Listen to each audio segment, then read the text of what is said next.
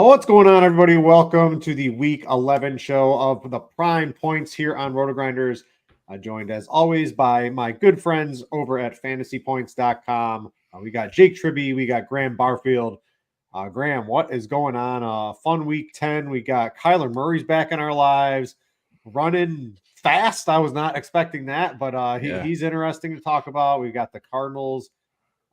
Houston, CJ Stroud, like basically the best rookie quarterback ever. I've seen some videos out there of what he's dissecting on a field on a given play seems absolutely incredible from a rookie quarterback, let alone any quarterback that's been in the league for so long. We need the good quarterbacks in the league. We need scoring to go up. I think good quarterback play is one of those ways. Yes, sir, it is. Yeah, I mean, you could make an argument right now that Stroud is the MVP with the way he's playing. If he keeps it up, I think you could make the argument. Bet on that. Yeah, we can bet on these things. It's very true, Britt. We can. He's pretty deep odds. I mean, obviously, I think Mahomes or Hurts or somebody will get it. But yeah, man, this is a fun slate. Week 11, really fun slate. I've done like a 10th of my research, maybe even like a 20th of my usual research. It's Tuesday night, but I think this is setting up to be one of the more fun slates we've had in recent weeks. We got some solid team totals. Some more teams are passing. Excited to chop it up with you boys as always. Yeah, the betting board, it's been relatively ugly. I somehow managed to struggle my way through. Well, not struggle. I mean, profitably get through the past couple of weeks, but I absolutely love the betting board this week. I've got 4 lined up for you guys. We got some touchdowns. I got some spreads. And I know my man Jake's got a couple too. He of the early week DFS primer. What do you think of the DFS slate as a whole, Jake, real quick? And then what else is on your mind? Yeah, I think, probably excluding tight end, this feels like one of the deepest DFS slates we've had in a while. I mean, I was looking through some of these implied team totals and I was like, wow, it feels like I've been teleported back to 2021 because there are actually some team totals that are over 25 now. So yeah, I'm excited to chop it up with you boys and talk some DFS. Should be a fun slate. Yeah, let's get into week 11. Basically, we always like to do is just talk a couple things on our mind, right? This is Tuesday. We don't know injury reports. We don't have weather. I mean, I do look at weather on Tuesday just to kind of get a glimpse to see if anything's happening, but we don't really know the lay of the land completely on Tuesday. So we like to dice it up with just some general thoughts. I'll start with mine, and it looks like the concussion syndrome has left Brock Purdy's body because the San Francisco 49ers juggernaut is back. I used him as my cash game quarterback on DraftKings last week. Not too many other people did. It just fit price-wise, and he had himself a great game. When you have Debo, when you have Ayuk, when you have Kittle, and you have Christian McCaffrey, newsflash, it's pretty hard to have a bad game as a quarterback, and Brock Purdy was able to get it done. I know, Jake, you've been harping on this all year. DraftKings refuses to change his price tag. It's still way too cheap. He's someone I'm eyeing in DFS this week. But just real quick, what do you guys think of this 49ers offense back as a whole? Went into Jacksonville, absolutely pounded them. They're probably as it stands right now, the most complete team in the NFL, if you ask me. Yeah, I would line up with that. We'll talk pick'em a little bit later, but Purdy's prop right now on, some of these pick'em sites is just ridiculously low. He's in another pass funnel matchup. So yeah, I really love the way the San Francisco offense is looking, and it's looking like another pretty good spot to bet on this week. Yeah, I already hammered the fantasy pick'em on the Purdy. Just the line's way too low. I think we both like that one. What else has happened in your mind, Jake, in terms of Week 11, NFL in general? What's on your mind? Yeah, the big one for me is TJ Hawkinson might be the tight end one for the rest of the season. 26 expected fantasy points and a 44% target share in Week 10. Those were both the highest marks we've seen by any tight end in any game this season. Per 4 quarters with Josh Dobbs, Hawkinson is averaging 24.3 expected fantasy points per game. That's a workload that's 50% better than the next closest tight end in Travis Kelce. I mean, Dobbs is just absolutely feeding this guy. It seems like every look is just straight to TJ Hawkinson. So yeah, I mean, if it's not, TJ Hawkinson 1A and Kelce 1B for, the top tight end the rest of the year, then it's just probably TJ Hawkinson as tight end 1, at least in terms of usage. He isn't as good as Kelce. Kelce will always exceed his expectation, but man, Hawkinson is just getting fed. Thanks, Edwarder, for that great reporting on TJ Hawkinson last week. Did not appreciate that. We had Trey McBride to go back to, which worked out great. But yeah, the limited workload for TJ Hawkinson No, that did not work out. Graham, what's on your mind? Yeah, poor Ed, man. Tough scenes for Ed in the Twitter streets, X streets, whatever you want to call it these days, on Sunday. Yeah, we've been talking all season about there's a downtrend in scoring. Touchdowns are at the lowest level, just in total touchdowns. Prior to last week, lowest level since 2017. We keep talking about how scoring is down and more passing is going to help. 4 teams are passing way more over the last couple of weeks. Brit, you mentioned Kyler, and he's back, man. It's insane what modern medicine can do. 11 months removed from an ACL. He looks fully back, scrambling around like a maniac out there. It looks like a little ninja. But the big takeaway for me, like data-wise, is the Cardinals posted their first positive pass rate, I should say, above expectation last week. It was just at 2%, nothing crazy, but obviously another good signal for Kyler, for the Cardinals. Just watching that game, and there was a lot of first and second down, early down throws. Kyler just missed a Marquise Brown on a touchdown that really would have given a great day. I think he finished his day with like 16, 17 fantasy points. But Cardinals, Kyler looking good and passing more. Trey McBride, I think we're going to all be on him once again for DFS this coming week. Makes sense.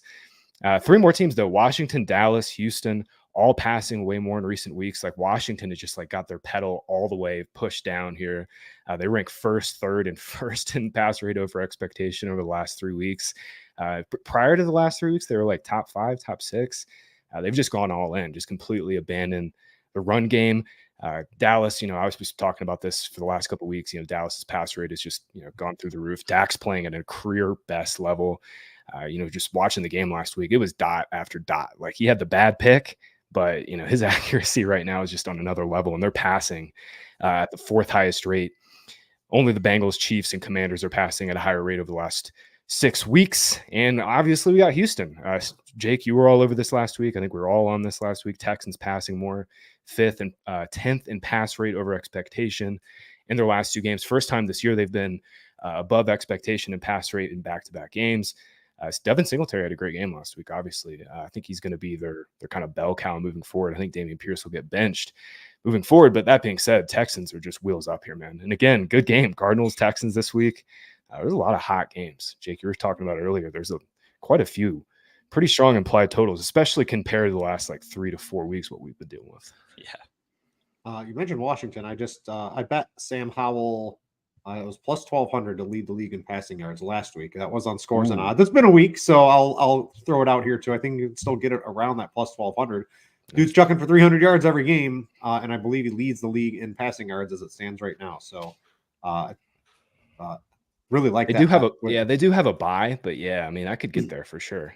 Yeah, I think just one down game from Tua, something like that happens, and he's right in the mix. The other one I'm really sweating out is I have an AJ Brown plus 2,500 to lead the league in receiving yards. So I just need Tyreek. He's right on the heels. I need Tyreek, and I need CeeDee Lamb to slow down because that dude is balling out right now too.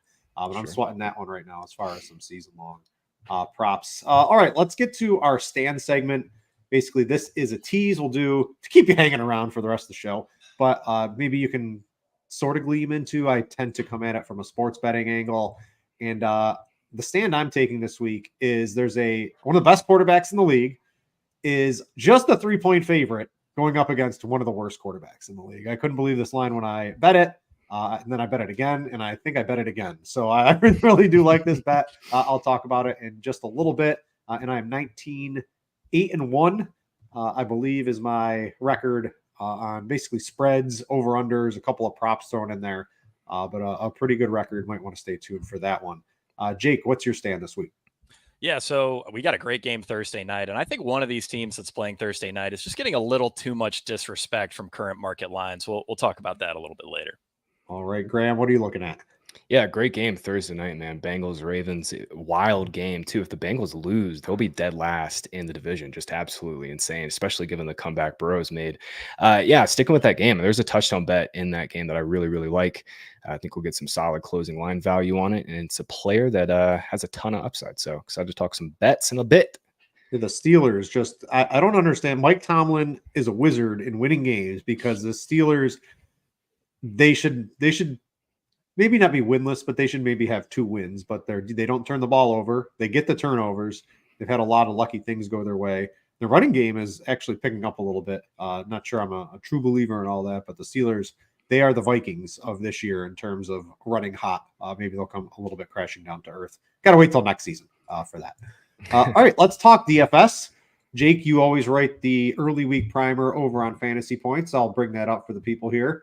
I'd like to start with you. What are we looking at this week in terms of DFS? Yeah, I mean, we've already hinted at it a little bit, but it is hard not to love these Arizona-Houston game stacks. Kyler Murray is back. I mean, he was looking great running the ball. All of these Arizona skill players are underpriced. Marquise Brown's only 5,300. Trey McBride at 4,400. Marquise Brown, people forget, I mean, he averaged 10.5 targets per game during DeAndre Hopkins' suspension last year.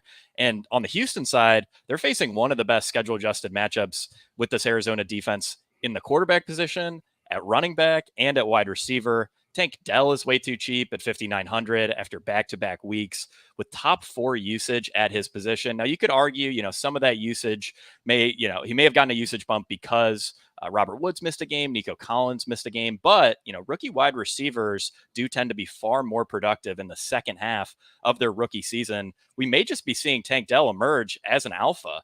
And Dalton Schultz also has a pretty strong schematic matchup in this game. Granted, the on-paper matchup doesn't look as good, but we'll talk about that a little bit more later when we get to some of these tools. Also, obviously really like the Dallas passing attack. Them throwing so much makes Dak and CeeDee Lamb stacks look fantastic. The only problem is Dak and CeeDee have been priced up significantly. I mean, CeeDee's over $9K now. So how do you save salary?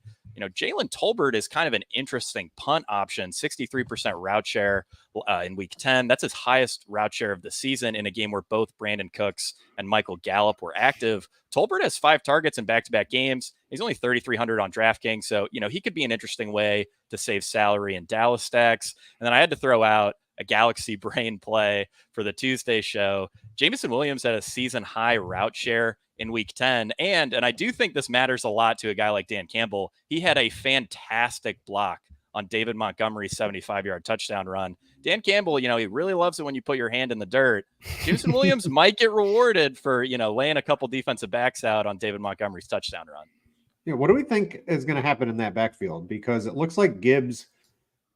Can we expect Gibbs to have maybe a lead in the touch share now? Yeah. Or do we think that was because Montgomery was coming back from injury? Do we need another week to get a full signal? To me, I think I do. I don't want to take it for granted completely yet. Does anyone have a take on that? My lean going into this week, or last week, I guess, was that Gibbs was going to get a bigger role. The big takeaway I had from there was he had 5 red zone carries. Obviously, he got the 2 short goal line carries. He had 5 red zone carries in total. In the 3 previous games that he played with Montgomery, he had 2 red zone carries in total. So if he's going to get the red zone, if he's going to get more of the red zone work, not all of it, but more of it, plus this insanely good receiving role he's had all year. I mean, he's 5 targets, 17 routes last week. Wheels up on Gibbs. For DFS purposes, I mean, I think we already have our signal. Lions are 10-point favorites this week too. Bears are a really good run defense. I want to give them credit for sure. Montez Sweat's great too, but Lions are just absolutely moving people off the ball.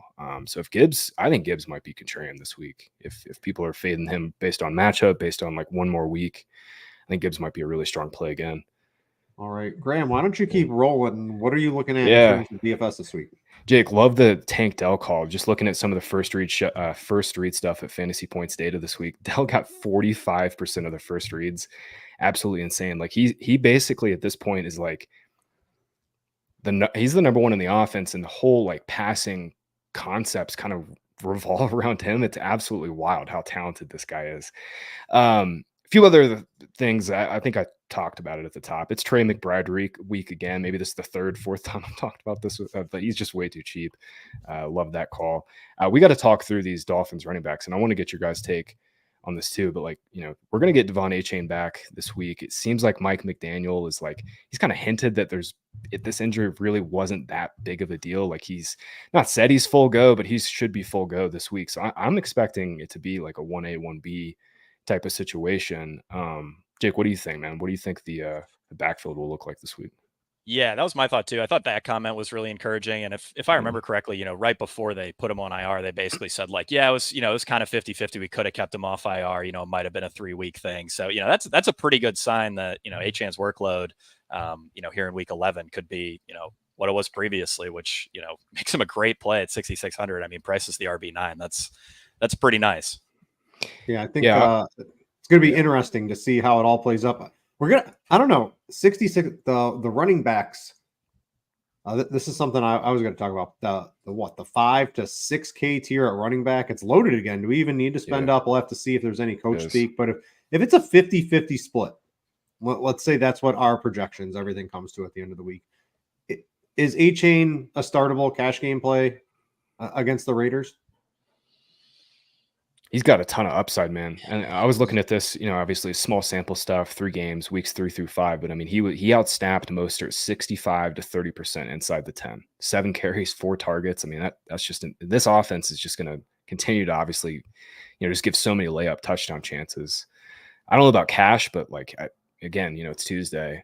I think he and Gibbs are like the 2 tournament backs that look really strong on Tuesday here. Yeah, I'm with Graham on that. I think, for cash, probably a little iffy, especially, given the uncertainty with the injury. Yeah. But I mean, for tournaments, I could pretty easily see a guy like A-Chan being, one of my highest owned running backs of the slate. Mm-hmm. Let's talk about this running back tier, because we've got just so many players, right? If Damian Pierce is out again, we've got Devin Singletary, who's, 5'3", I believe, just, after a massive game, doesn't really get priced up at all on DraftKings. We've got James Conner, who, if DeMarco's out again, I mean, he's going to be in the running to get 15 to 20 touches every single week, and this is against Houston in a game that could possibly be high scoring. We've got Brian Robinson leading. Oh, did I read the game log correct? 100 receiving yards for Brian Robinson with a touchdown last week. Wow, yeah. But that's not his deal generally, but he's just 5,800. Rachaad White's getting it done more so through the passing game, but this is against San Francisco, right? Where you're probably going to have to pass the ball. You've got, pick your running back for Najee Harris or Jaylen Warren. It looks like Warren's probably going to be the starter. It is against Cleveland. Probably not going to use him, but their price tag's cheap enough. Darrell Henderson, don't forget, he's back in our lives against Seattle. He's just 5K. Royce Freeman's 4,500. If he stumbles into the end zone at 4,500, that's definitely going to play in almost any format. Which of these guys are you most likely to use? I'm thinking early in the week, if Pierce is out again, I know you mentioned he might get relegated to the backup. I don't want him to be the backup. I want him out of the picture. I want Singletary. We need running backs with full workloads. Singletary at 5,300. I was a little stupid. I wrote him off after his bad performance 2 weeks ago. Managed to squeak through and have a good week without really using him too much on his big week last week. He's someone I'm definitely going to want to have exposure to. Yeah, if you're still grinding over in the FanDuel streets, he's 6,500. I think he's probably going to be the chalk running back. Him and Rachaad White on FanDuel will probably be the chalk. He makes a lot of sense. There's one guy in this range too. I mean, 6,200 Aaron Jones on DraftKings makes a ton of sense. He's gotten the full workload we've expected. He's not as explosive as he once was, but 6 targets in back-to-back games. You can always make a case for Jones in tournaments on DraftKings. I think the running back is loaded this week. This is a really good week for DFS. I really like that. At quarterback, Jake too. We mentioned Brock Purdy. Just 5,800. Why? I don't know. The algorithm, it continues to hate him. It hates Trey McBride. We're okay taking advantage of it. The cheap quarterbacks, last week was one we didn't really want to spend up. I'm okay using Purdy. It's early. I like this cheap quarterback tier again, basically starting with Sam Howell at 6,300. You know it's going to be like 40 pass attempts, all over the field against the Giants. We saw what the Cowboys did in the passing game. Now, Terry McLaurin isn't CeeDee Lamb and Sam Howell isn't Dak Prescott. But I would expect them to be able to do basically whatever they want against this Giants team. You've got Kyler Murray at 6,100, Brock Purdy at 58. And, if you want to take a shot on a Will Levis against the Jacksonville pass funnel, I think you can mess around with that. I sort of like the cheap quarterbacks this week, because when you go all the way up, you've got Allen against the Jets. Probably not going to do that with maybe that Bills offense is a little bit better now that they're shaking things up. But against the Jets, it's probably asking for trouble. I think Tua at 7,700 looks like a fine play. Herbert against Green Bay. I think you probably have to see what Keenan Allen is. I'm expecting at this point for Keenan Allen to play. He injured, I think it was his shoulder or something like that in the game last week. Played through it. I'm expecting him. He has a day-to-day designation to play through it, but Herbert's fine. You've got Dak against Carolina. That might be the one we all want to go to, because they're just like Tony who at running back. They're just we've got CeeDee Lamb, we've got Jake Ferguson, Brandon Cooks Undertaker gif came out, and it's like, why even run the ball when we have these amazing players at quarterback and wide receiver? Not to mention CJ Stroud, if he gets his full weapons back, with Nico, with Tank Dell, with Schultz, you've got Noah Brown in there, who's probably going to relegate Robert Woods to the bench if they were smart. I mean, you said it's a good week. The last couple weeks haven't looked good on paper. This week's looking a whole lot better, but I like these cheap quarterbacks. I think starting with Purdy. I mean, how do you not want Purdy, Jake? Yeah, no, I mean, Purdy, I would imagine will be extremely popular, almost definitely going to be the cash game quarterback this week. Really like Kyler, love Hal, as you pointed out. And I think Will Levis could be a little interesting just as a flop lag guy. I mean, he was the third highest owned quarterback in the Millie Maker last week. That surprised me quite a bit. And I think a lot of people are probably going to be upset that he just absolutely nuked their lineups with 7 fantasy points. This could be sort of a repeat of like what we saw with Devin Singletary, fails at high ownership, but he's in a very similar spot this week. Like you pointed out, Britt, against that Jacksonville pass funnel. We liked him last week because he was facing a pass funnel. He may be worth a shot again in tournaments. Will Levis, third highest owned quarterback. The Sims are taking over, right? There's no way that could be people actually clicking that, because maybe it is the Sims, because you can get a Sim Labs beta. It's over here at RotoGrinders. The Sims are here. It's for free for a limited time. It's a brand new product that generates DFS lineups through the power of simulation. Combines data from every aspect of the slate to churn out lineups that match your preferences. In just a few clicks, you can build hundreds of well-built correlated lineups for whatever contest you're playing. Check it out in the link for more information. You can also go to the RotoGrinders Discord, which is free. You can find the Sim Labs beta channel. That's free to join, and you can go dice it up with all the other people about the Sim Labs, because that is a great point. I would have never, even on last week's slate where it was reasonably gross, would have expected Will Levis to be the third highest owned quarterback in the Millie Maker. That's got to be algorithms. That's got to be Sims. Maybe it's maybe there's a lot of people in Tennessee playing daily fantasy. I don't know, but something about that doesn't seem right. I would have what was Brock Purdy? You probably don't have it in front of you, but Purdy over Will Levis would have been like 100 out of 100 for me last week. I think it was because you could stack him easily with Hopkins. Hopkins was popular. So that would make sense, but that was just a big crash and burn last week. Yeah, Hopkins was 6K on DK. He was 7,100 on FanDuel. He's just so easy to fit, Yep. All right, so there's a couple early week DFS thoughts from the crew. What I want to do right now is I want to bring up the coverage matrix over at Fantasy Points. This is, so they're already asking about this in the chat. They're bringing up questions. Graham, why don't you tell us what this is? A reasonably new tool over at Fantasy Points.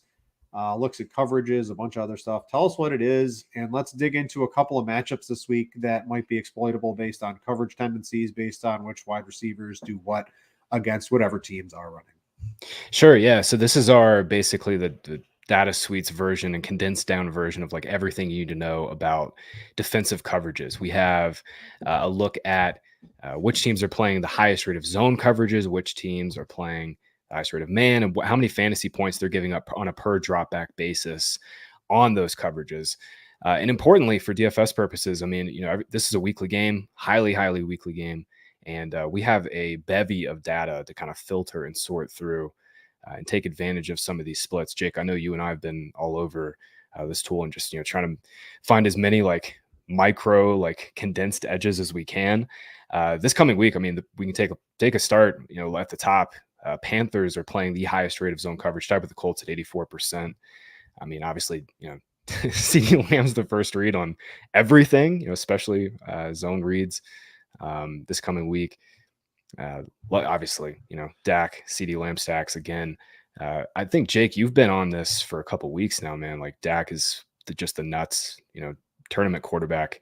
He's been priced up on FanDuel correctly, but on DraftKings, Britt was making some solid cases for punting quarterback this week a little bit with some of the 6K guys or sub 6K guys. But I think for like over 7K, I really like Dak again at 7,300. Panthers are so bad in their zone coverage. Yeah, definitely hard not to like Dak again this week. And if you're looking at the other side, who do you run it back with? I mean, I think everyone's going to go with Adam Thielen, and schematically, that's probably correct. The Cowboys run man coverage at a top 5 rate, and Thielen ranks 4th among 157 qualifiers against man coverage this season. Another matchup that really stood out to me is Cleveland is running extreme rates of single high right now. And, just generally speaking, single high beneficial to sort of those alpha outside wide receivers because they're getting more one-on-one matchups, whereas too high, more beneficial to the guys who are playing underneath, especially tight ends. George Pickens is, I have it right here, 10th in yards per route run and 17th in fantasy points per route run against single high of 157 qualifiers. You look at his splits, single high versus Deontay Johnson. I mean, he's clearly the Steelers guy in single high matchups. He had 4 catches for 127 yards and a score the last time Cleveland played Pittsburgh. And then a final matchup I wanted to point out, I mentioned that too high can benefit tight ends. Arizona runs too high at the 2nd highest rate in the NFL. Dalton Schultz sees his target share jump from 16%, which is, I believe, 4th on the team overall, to 22%, which is a team leading number against too high. So like I said, schematically, This is a pretty strong matchup for Schultz, even though Arizona overall hasn't given up a ton to tight ends. Dude, and this is why this tool is the nuts. Just like watching the games, Stroud obviously targets Schultz more against too high. I mean, most too high looks or zone looks, and that's been Stroud's guy over the last couple of weeks against zone and Schultz. So it's always nice to pair up the data with what you're seeing just watching the games. Yeah, the tools from Fantasy Points, the knowledge you guys bring, excellent to have you guys on the show this year. So go check out this tool over at Fantasy Points. You can get a subscription in the data tool. You can match up in the receivers. They have all the filters. You can match up, searching for which receivers do what against which coverage. It's pretty easy to do. Absolutely grateful for you guys to put this in front of us and then come on the show dropping all the knowledge bombs as well. All right, let's talk. What do you want to do? You want to do some sports bets? I guess I can bring up some scores and odds, give you a couple of the ones that I was looking at this week. I'll start with basically my stand. And this is definitely, to get Justin Herbert against Jordan Love. Now, it's not 80 and sunny. It's going to be like 45 or 50. It doesn't look like there's going to be too much weather. I always like that to know that when I'm betting in games in Green Bay.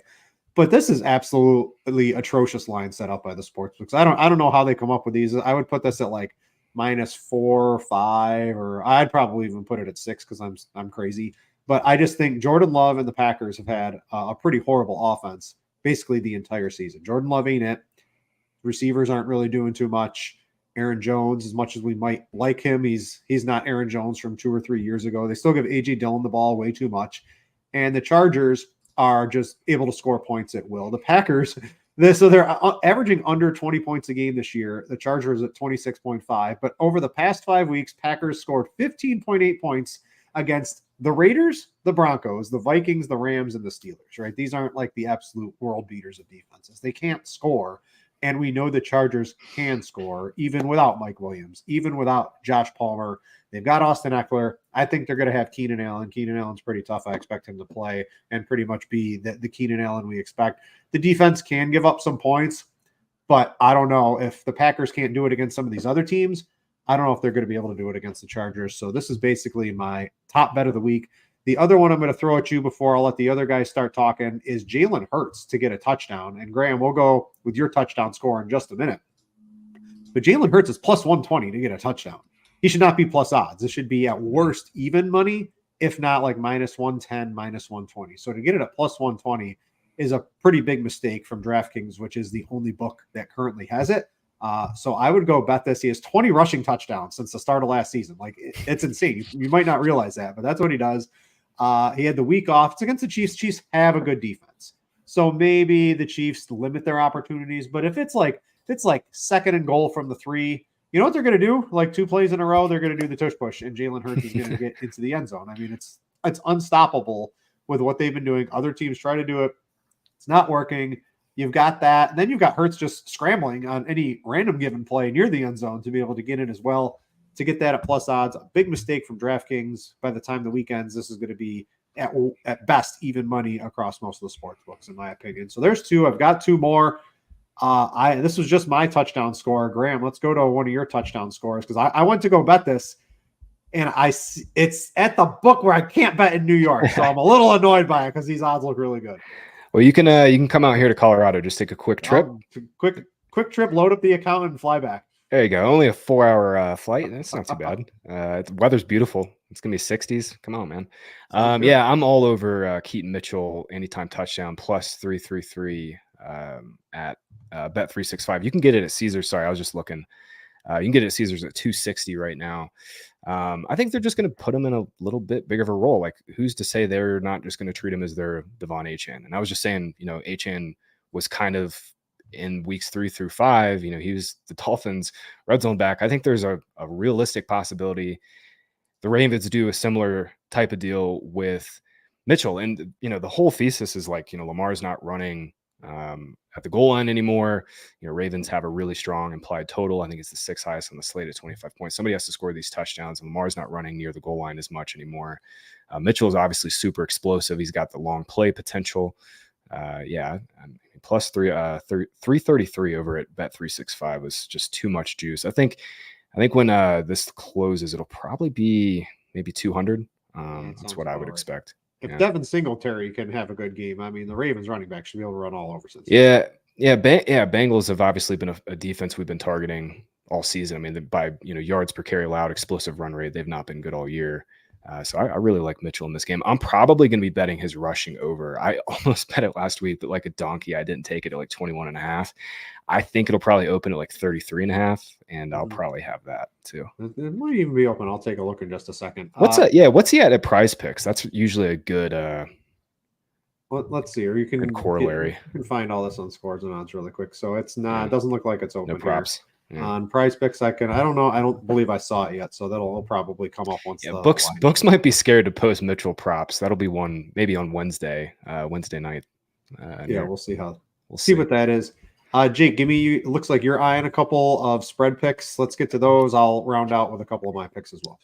Yeah, so this is, from the stand segment, I think Cincinnati's just being a little disrespected in this game at +4. I'd take Cincinnati over Baltimore on a neutral field, and the current line is pricing in a bit more than home field advantage right now for Baltimore. So do you like Cincinnati with the points this week? And I also like Miami minus 11.5. You can get that at minus 114 over at FanDuel. Vegas is getting, I think, just a little too much credit in markets after beating both New York teams back to back. Those teams really aren't providing a lot on the offensive side of the ball. And Miami has just absolutely destroyed these, average to below average teams this season. And Vegas falls into that category. Yeah, they're the Lions of the AFC. They beat up on the inferior teams, and they can't stand the test when they face the great teams. Although the Lions did beat Kansas City week 1. That was without Travis Kelce, though. So we'll have to see how that all plays out. Do you like I should have bet when I see the big spreads, I get a little worried. Like, I didn't bet the Cowboys last week. A couple of the guys at Scores and Odds were on them too. I hate the big spreads, but this isn't, the Dolphins should just be able to crush the Raiders, right? Yeah, I think this should be closer to like what we saw with Dallas last week. Raiders are just so run heavy. O'Connell is, I like O'Connell like long term kind of, but he's in a really rough spot this week. Dolphins defense was trending up too before the bye. Yeah, they got Ramsey back a couple weeks ago, and they're trending up. He just makes your entire defense better because what he's able to do. Well, yeah, and it's gonna allow them just to play size with Howard too. Xavier Howard's having another good year, so Dolphins are definitely trending up. All right, a couple other games I'm on. So I mentioned the Chargers and the Hurts touchdown. I'm also on the Bills. So I was on the Bills against the Jets before Monday night's game, and the line basically stayed the same. You can get it it went down to 6.5 for a little bit at like minus 115. It's minus 122 for 6.5, minus 7 basically everywhere else at the standard, minus 110. That's basically very close between. If you want the 6.5, I think the FanDuel odds are fine. The 7 are also fine. Firing the offensive coordinator. The Bills' offense has been reasonably good. It's just you deal with Josh Allen's unpredictability, and then the guys are just the ball's right in their hands, and Josh Allen's maybe he's throwing it a little bit too hard, but you got to be able to catch these balls that literally hit you right between the hands at the face mask level. Some of these guys that turn into interceptions. And I don't know if that was the scapegoat firing the offensive coordinator, but they had to do something on that. But basically, I've been betting against Zach Wilson any way I can for, I think basically since he's taken over control for Aaron Rodgers. And the Bills, they should have won that first game. They basically gave it away with stupid Josh Allen turnovers. I'm hoping that doesn't happen this week. I think maybe he tries to be a little bit more careful with the ball, because unless you give the Jets this game, there's literally no way the Jets can win, because Zach Wilson, they can't sustain drives. In the last 11 quarters, they have 0 touchdowns against the Giants. I repeat, the Giants, the Chargers, and the Raiders over the last 11 quarters. 0 touchdowns. And I think they had 1 in the first quarter of that Giants game. So, like, their offense is completely inoperable with Zach Wilson at the helm. To be able to get the Bills at -7, I think is just fine. If I was setting it, I'd probably put it at -10. So the Bills, one of my favorite bets of the week. And the other one is I got a road dog. We are on the Josh Dobbs singing Creed Minnesota Vikings +2 because I think this is going good. And I think Justin Jefferson's coming back is basically he is. Bengals I'm playing in this one. Yeah. So once that becomes official, I think this line starts moving. So this is one, if you want to get that closing line value, I think you can get it here with the Vikings. I think it was 2.5 in a couple places. It's come back down to 2 a little bit.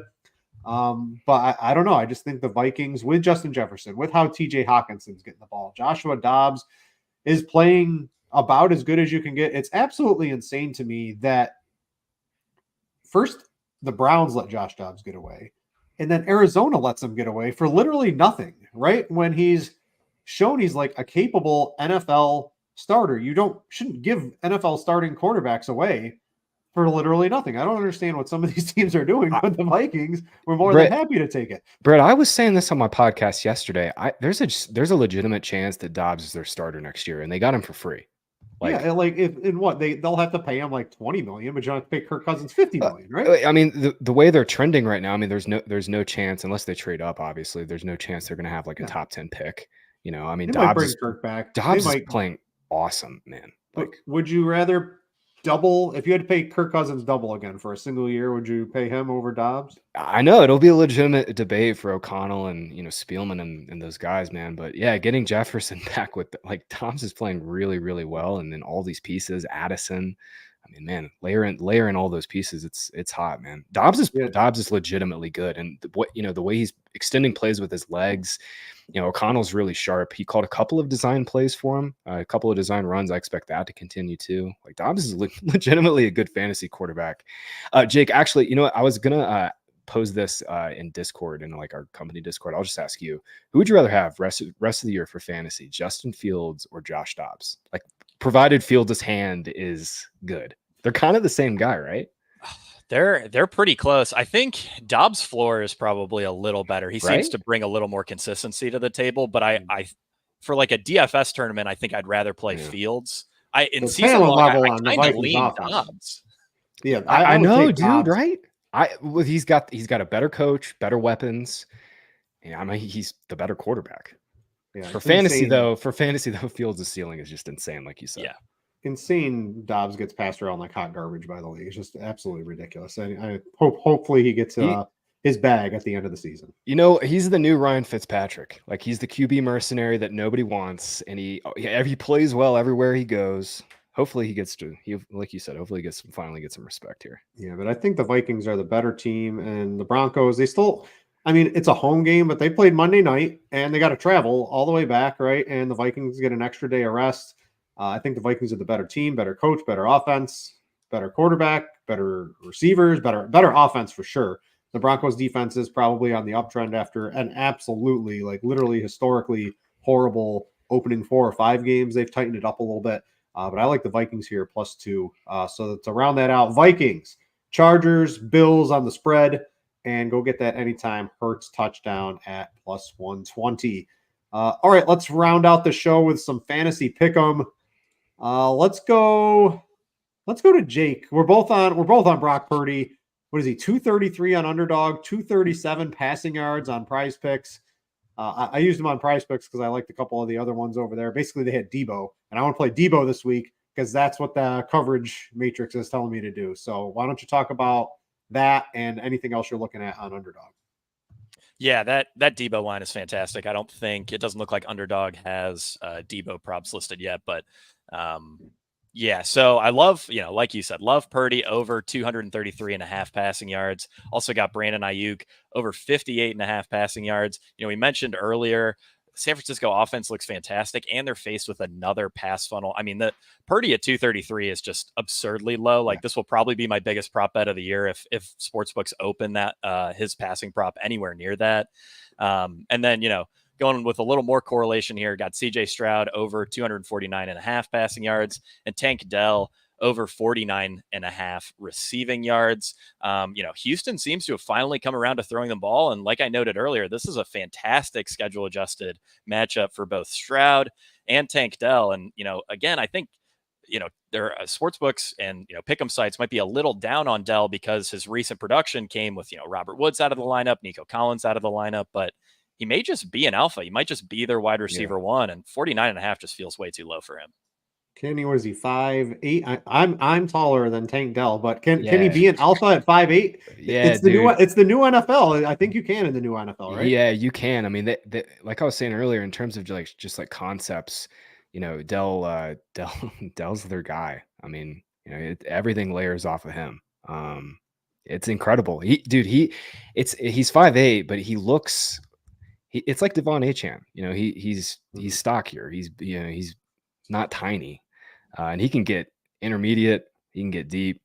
Stroud's obviously dot show, but yeah, Dell's really good, man. Dell is always like, he was such a fun watch at Houston. I think everybody just kind of wrote him off coming out of college because he was so tiny, and guys that this small typically don't hit, but like his numbers, production, and the tape at Houston was just insane. Guy just gets open at will. Yeah, and I believe it was your leader over there. He tweeted out some stuff on Tank Dell versus Quentin Johnson, and just like the absolute how good Tank Dell was, and then how bad Quentin Johnson was, and like why did nobody want Tank Dell in the draft? Some very interesting tweets on there, and just how good Tank Dell is, and why Quentin Johnson isn't really doing too much for the Chargers right now. But I love that correlation of the 49ers and Houston. I'm going to go get that as soon as we're off the show here. Mine is on Prize Picks. I got Purdy and Debo. Purdy's 237.5. Debo's at 46.5. And you want to play Debo versus zone or Debo versus man? Which one is that? It's definitely versus zone. He's been bad against zone, yeah. Yeah, he's been bad against man. Well, not bad, but just average against man for the last 2 years. Yeah, but it's a nice zone matchup for Mr. Debo this week. So you can get that over on Prize Picks. I'm adding in Kyler Murray at 224 passing yards. Seems absolutely ridiculous in what could be a shootout game. Just seems a little low. The line's already higher on Underdog, and when Sportsbook's posted, I think it's going to be higher than both of them. So getting it at 224 on Prize Picks currently right now looks like a really nice deal to me. And then they're also letting me take Tyreek Hill to get a touchdown. Passing, rushing, or receiving is an option. He can throw one, sure. He can run it in. He can catch it. I think he has a TD in every game but one.